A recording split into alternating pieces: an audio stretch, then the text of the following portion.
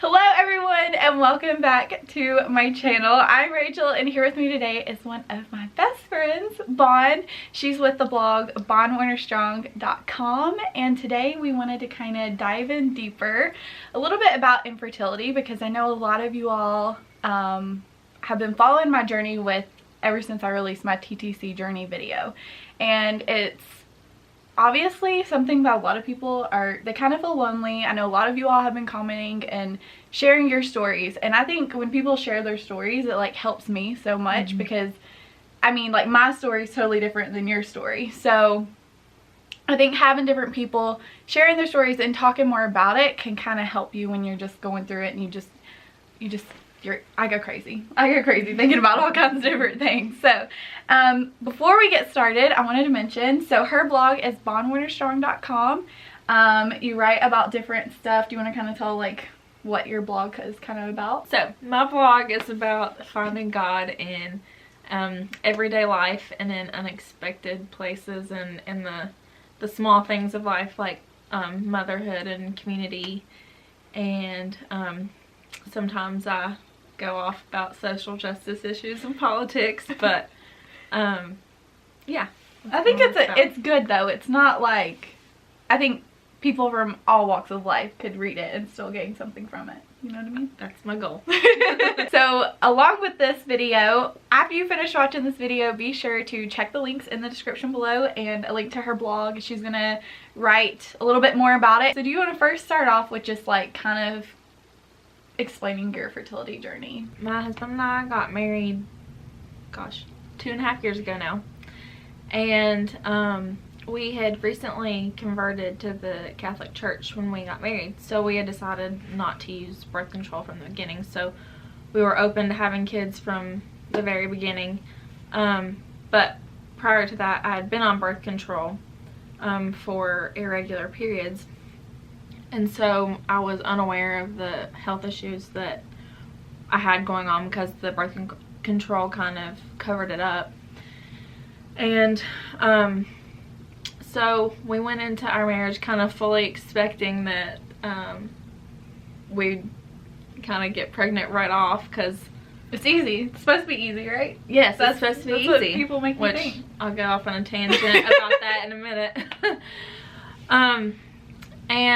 It wasn't necessarily that we were trying to have a kid right off or anything like that, but we were open to it. And over the first couple of months, we started, you know, like, we found ourselves being disappointed.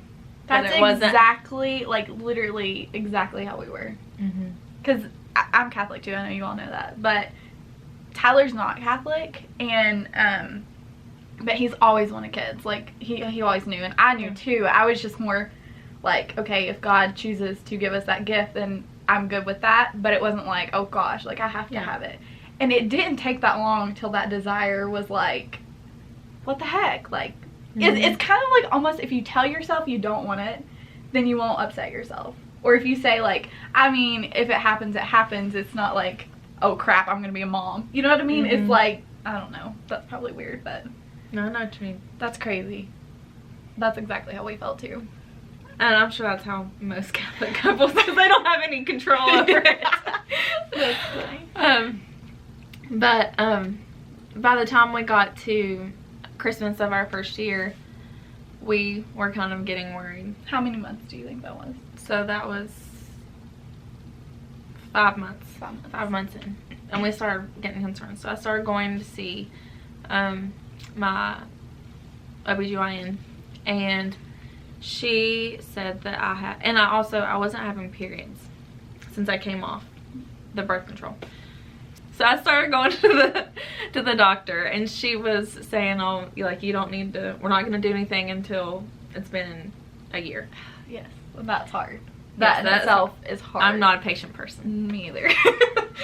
And so I impatiently went, you know, month after month, and it just kind of snowballed. I kept getting more and more upset every month that it didn't happen. At my year appointment, she did some blood work, and she called me and told me that I had PCOS. and that she didn't think we'd be able to have kids without help. And that was so that was 12 months after we got married. And she called me and told me that, and we were devastated. And then 2 weeks later, one day, we were about to go to a family function. I knew there was going to be wine there, and I had planned on having a couple drinks. And I was like, I've been feeling a little funny. Like, fully expecting it to be negative. I went downstairs in my parents' house, and my mom was taking a nap on the couch, and took a test. And it was positive. And my husband Reese was weed eating on my parents' farm, and I got in the car and I drove down to the bottom, and I waved it in his face, and I thought he was gonna pass out with the weed eater in his hand. With the weed eater in his hand. Oh my gosh. And that's crazy. I mean, I remember I didn't really believe it. Yeah. Then, and I texted our nurse friend Maddie. Oh my gosh. And I was like, how accurate are these things? Yeah. And she's like, it's accurate. And then she told me that you can go to the emergency room at the hospital and get that blood test done. So we kind of lied and said that I wasn't feeling well, and that we were going to go home from our family cookout I was talking about. And we went to the hospital and took the test, and it was positive. So how long was it completely? Until you got pregnant?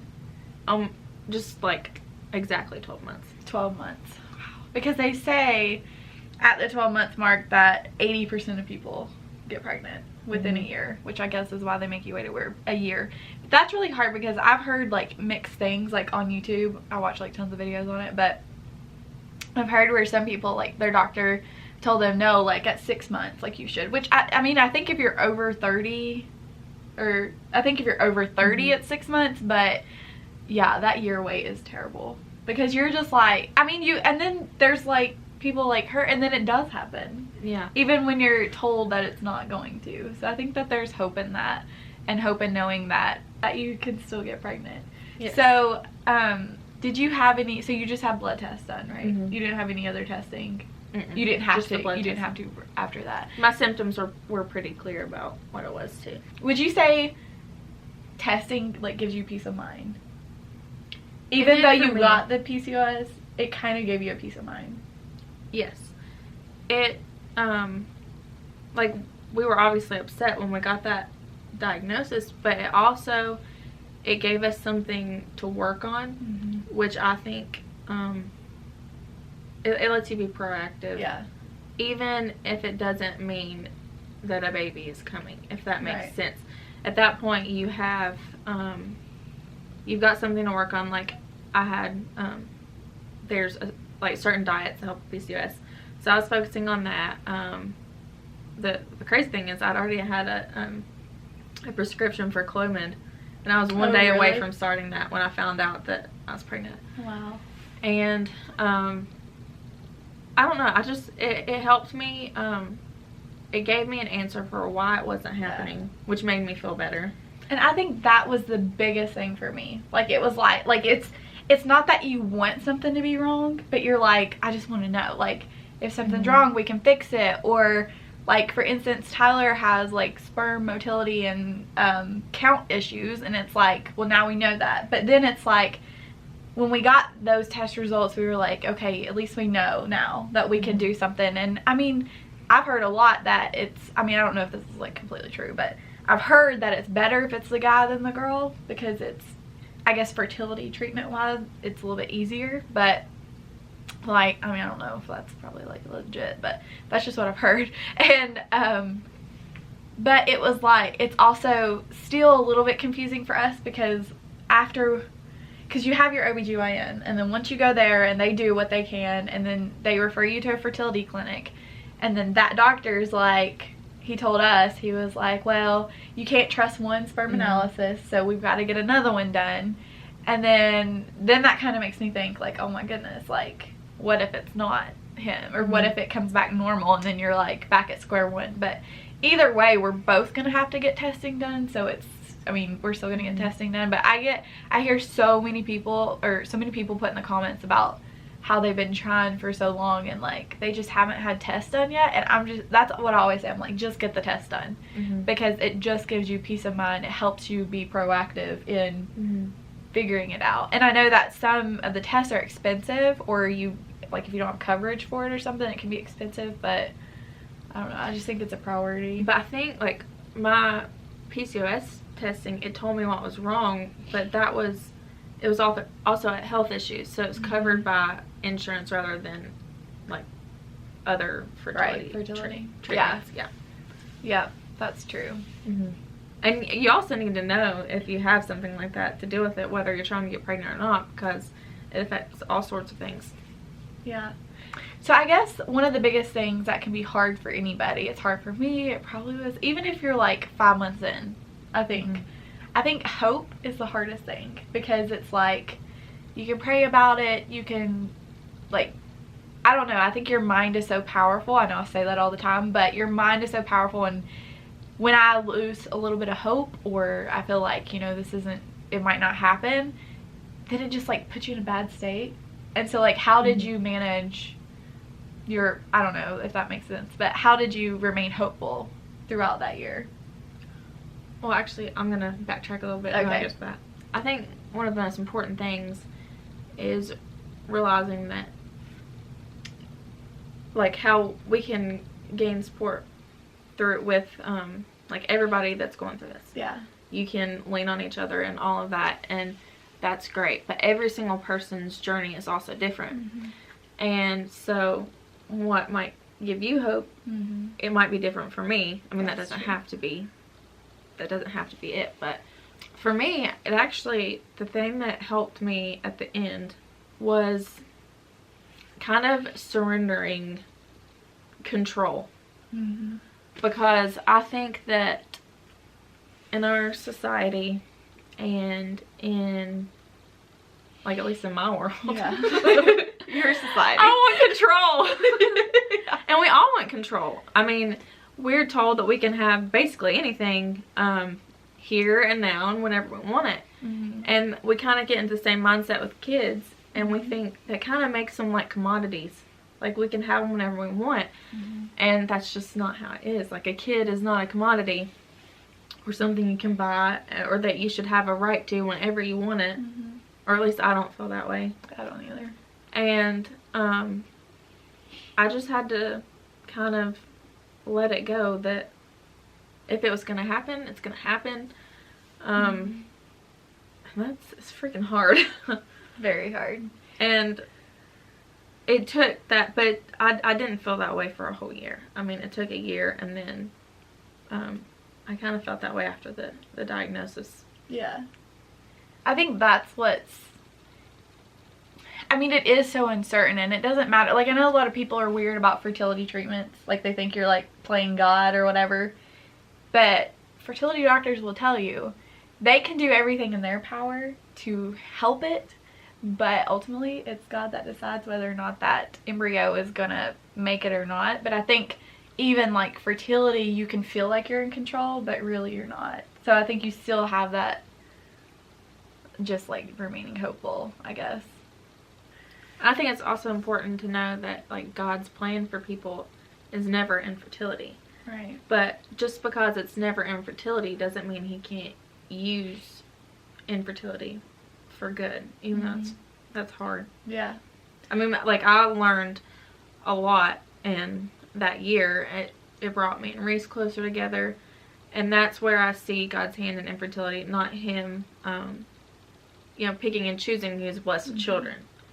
You know what I mean? Yep. Maybe it's a way of telling you you're not in control. Basically, you know? Everything about my life hasn't gone the way I thought it was supposed to go. But it turns out better when you surrender to the path that you're meant to have. Well, that is it for this video. Thank you all so much for watching. Hopefully you all found a little inspiration from Bond's story, and be sure to check back, because next week we're going to have part 2 of this video. We're going to dive a little bit deeper, and the next topics aren't going to be as easy, I don't think, but they're very important, I think. So as always, check the description box, look for her link, and go read her blog post. Thank you all so much for watching, and we'll see you all in our next video. Bye, guys.